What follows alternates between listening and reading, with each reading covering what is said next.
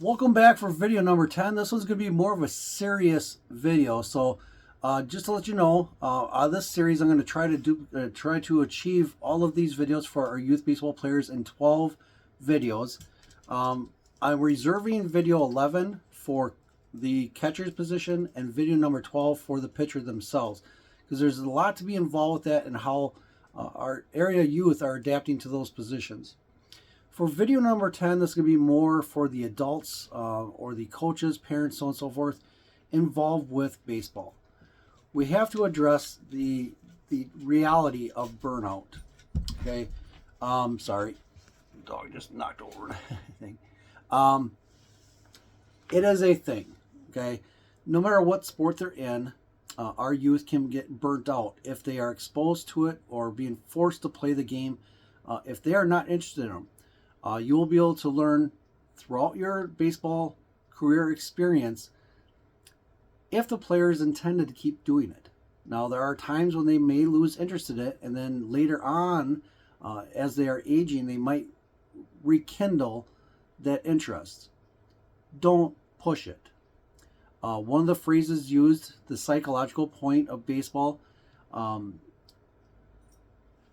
is that parents are playing their dreams through their players. Don't let that be a thing. Let your child, your youth baseball player, do what they are interested in. Now, within the game of baseball, obviously within his previous videos, I expressed the expectations. The AI generated minimum requirements, let's call them that, or the averages expected from our baseball players. And at the age of 11, 12 to 13, the expectations increase dramatically. Obviously, with the maturing, the brain development, the physical attributes that a child is experiencing through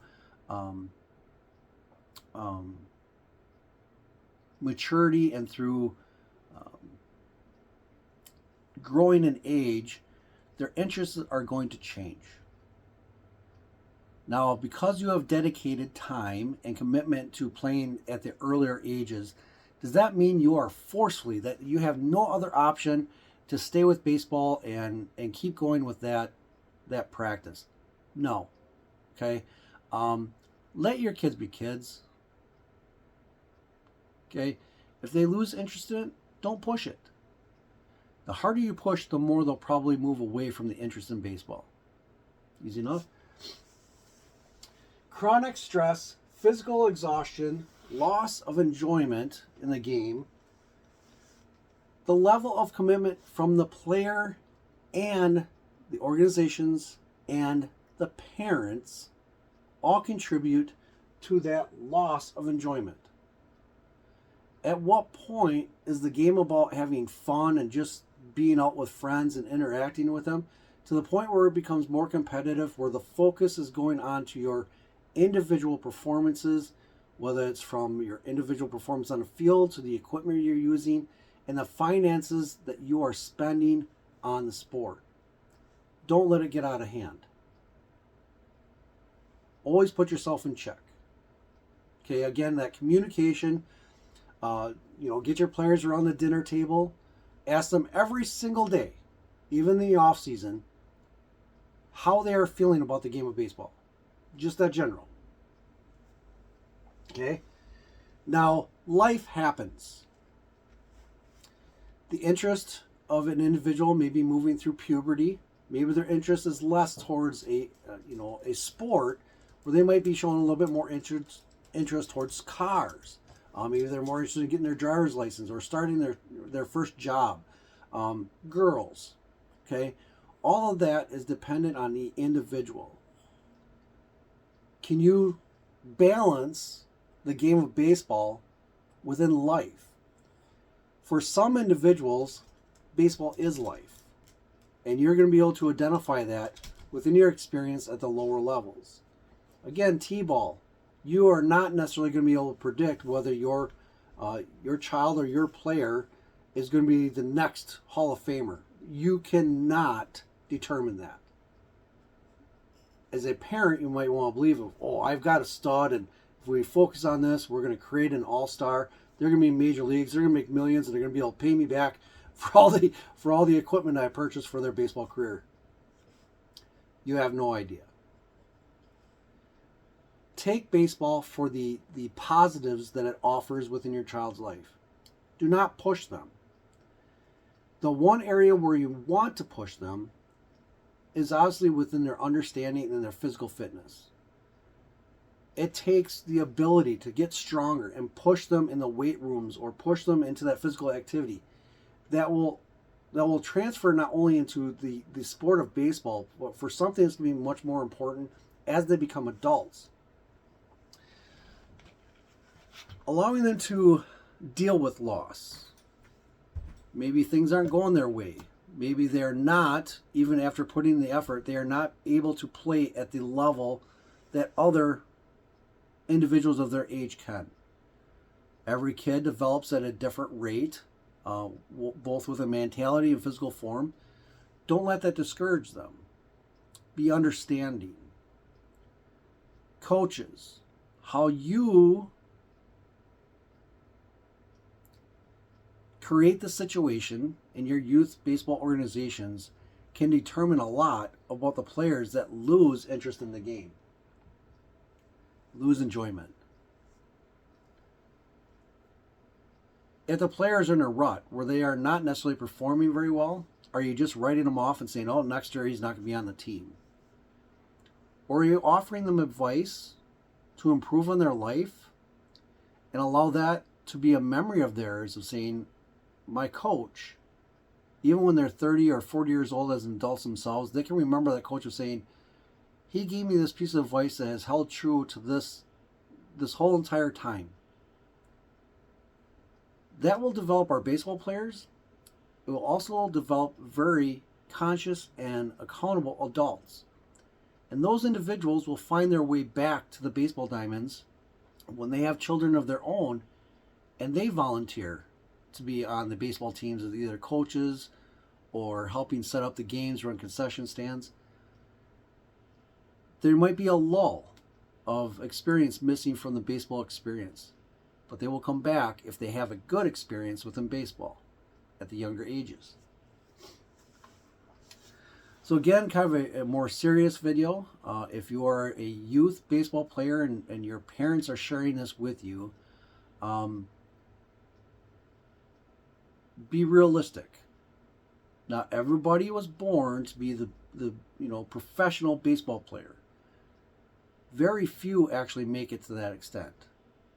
But that does not mean that every experience that you have playing the game of baseball cannot be enjoyable. Even if you lose the game, even if you're not performing at the level of your expectations, don't let it destroy your belief and the reality of the game of baseball.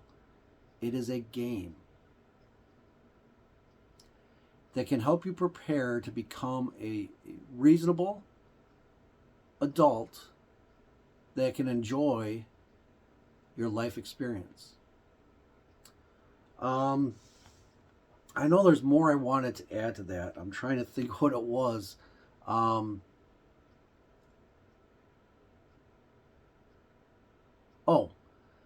Sorry I didn't write this down.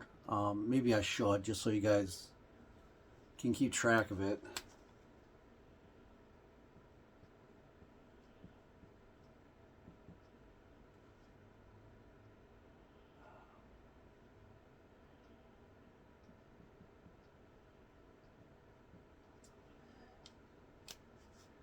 Probably the biggest two impacts on our baseball players come from their parents or things that might occur, some bad things, even fights that might occur on the baseball field. I want to share in this video, while I have the time, some of the experiences I've run into as a coach for our youth baseball players, even as myself as a youth baseball player in my childhood, things that I've retained throughout my life that I've had to revisit. Maybe some of the negatives that occurred, realizing that now that I have children, what am I passing on to them? Can I be more beneficial to my children than what I received as a ball player? Now, when I was younger, I played in what is considered the Little League. So the minors, majors, seniors, so on and so forth. Those practices are not necessarily the same as they are today. And they will not be the same 20 years from now. So if you are a youth player, whatever you're experiencing now, you're going to have to adapt to change, the evolution of the game.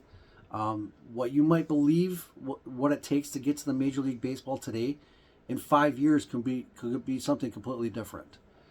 Players during the 1980s, they could play 30 years with a baseball team. Now, in baseball, your job, your position within a baseball team is threatened every single day. You might have another player that can perform much better than you.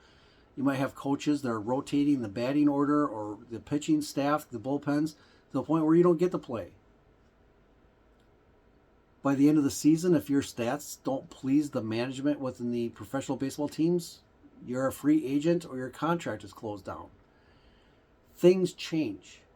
Now you'll have all kinds of individuals, parents, businesses promising you throughout the youth organizations, even into the high school, saying, if you do this, you'll impress any opportunity if you're getting scouted out, or how you impress your coaches within the high schools, how they're transferring your name to maybe some interested colleges, so on and so forth. Again, that's the politics and bureaucracy that the adults should be in control of. Once players start getting involved with that, it will allow them to start to get burnt out.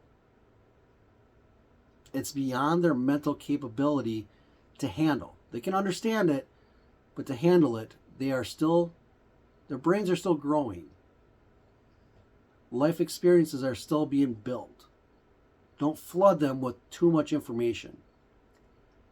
And parents, how you act, either at the practices or at the baseball games, it's reflected into the players on the ball field. Is it your personality showing through your child on a ball field, or is it their individual personalities?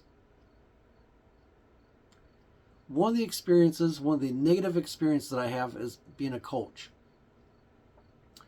I had some younger players in the 7 and 8U level of play, and there was a broken home where the parents were divorced, and some of their disagreements occurred at the baseball diamond. One parent dropping the player off, the other one picking them up. It was their transition time for their trade-off, and arguments occur between the parents. That creates a very negative atmosphere, not only for the outsiders that are around the argument. The player is also embarrassed to be part of that. Keep your adult issues away from the issues that a ball player has on the field. If you are a ball parent and you are watching the games, again, going back to previous videos, your mouth is a safety device. Everything that you say can either be towards a positive, and even if it's something you don't say, can affect the mentality of a ball player, whether it's your own, some on your teams, or on a visiting team's staff. Be conscious about what you say. Don't let them turn into fights, unless it is actually a pertinent issue. I'm going to give an example. Again, going to Major League Baseball, this is something not necessarily that I personally experienced within coaching, but we'll get to that in a minute. Some of the worst experiences I've had being a coach. Recently, the coach of the Milwaukee Brewers, I believe it was during the series against the Phillies. It's 2025, so it would have been beginning of September series. The coach had seen the outfield umpire give his his direction if the player, the batter, actually carried around through the swing.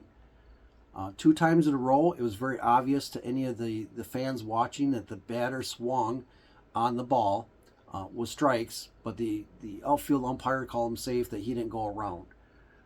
The coach obviously then raised a ruckus, got ejected from the game. Now that, even though it's intentional, it does have a place within professional baseball, covering the millions of dollars in the politics and bureaucracies of Major League Baseball. When it comes to our youth players, keep the communication between the adults, the coaches, umpires, reasonable. Again, a previous video I mentioned that there's even an 8, 9, 10, and 11-year-old that are umpiring youth baseball games.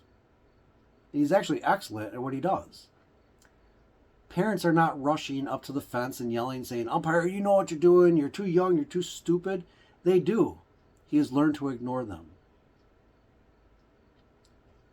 You need to have a thick skin. Now, in a situation where I had the parents from a broken home arguing at the baseball field, one of our best players, okay, his ability to perform on the field when he was not in that home environment was spectacular. He was an outstanding baseball player to the point, even as a 7-year-old, I had told his parents on separate occasions that your player is good enough that he could move up to an 8 or 9U level competition and he would be able to perform against his peers. But because of his home situation, the chronic stress and physical exhaustion was transmitted onto the baseball field. Halfway through the season, his parents had driven him to a game. They came out and sat at the stands. He remained in the vehicle. When I took the roster call, found out he wasn't there, I seen his parents and I became concerned. At that point, as a coach, as an adult, knowing that their player was inside the vehicle, did not want to participate in the game, I was concerned whether or not he had lost the interest in playing the game or if it was because of what was going on in his home life. As a coach, in defense of my player, and some of your parents may not like this, I approached the parents and asked them what the hell was going on. Why is the player still in the vehicle? They expressed to me that they were going to continue having fun watching the game, but because he forgot his cleats, they didn't allow him to participate in the game.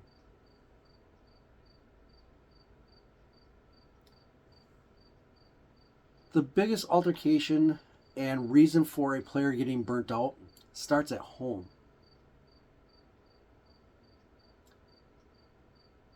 Understanding what's happening in the home atmosphere, coaches have to realize that their attitudes and their instruction on the baseball field also has to be in connection of how the player's home life is.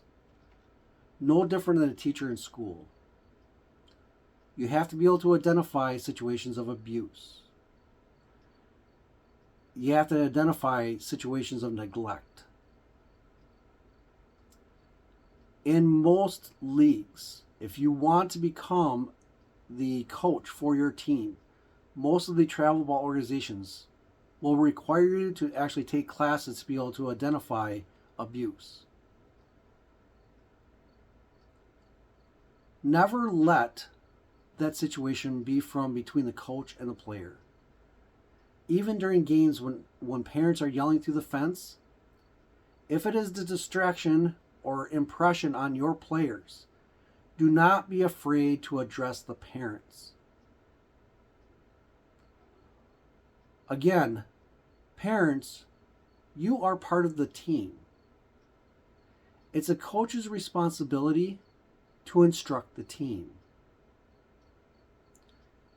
If a parent is working with their kid at home, say they are having issues on the field or within their level of play, that is a direct communication that can happen between the coaches and the parents. What can the parents do at home to improve their players' performance outside of practices? How can they address a proper diet? How can they address hydration? How can they address the chronic stress, physical exhaustion, the loss of enjoyment for the game, or the level of commitment?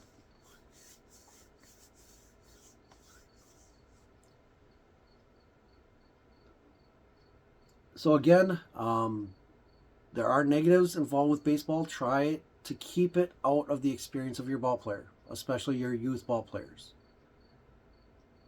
They deserve better than that. So that was one bad experience. A second bad experience I'm going to share real quick, just for this video. As a coach, I was coaching at a younger league, 6, 7, 8-year-old, recreational ball between approximately 6 municipality baseball organizations. Now they have a rule book that was on par with, say, your Babe Ruth league, and when coaches were invited to come and volunteer, they provided them a copy of the rules. And as a coach, being my first year in the organization, I implemented those rules and enforced them as clear as the rules were stated. Now, granted, at that 6, 7, and 8-year level, is it very competitive, or is it more about the acquaintances and the fun of the game? I had 3 players that season where their home experience were very negative. Like I said, broken homes, maybe multiple siblings in the different sports, so the parents weren't able to stick around and support one of the siblings. Even to the puppy-eyed individuals where kids need to be attached to any adult. If you're a coach and are not aware of the psychological battles that are going on with our youth, you probably shouldn't be a coach. Just because you can deal with your own kid does not mean that you can deal with multiple kids. Now, during a season, I made it through approximately 12 games of the season for recreational ball. Introducing myself to all the other coaches and parents involved with carrying out the games. A lot of the other coaches started becoming that daddy ball of where they would place their individual players in positions, so on and so forth. And according to the rules of the organizations, the players had to rotate outside of the infield or outside positions every 2 innings. When I would notice certain coaches, daddy ballers, that would keep their player, their son or daughter, even in some cases, at one position, I would bring it to discussion. I got to plug in here, folks, so stay with me. I'm going to end the video with this discussion anyway. Now, through that experience,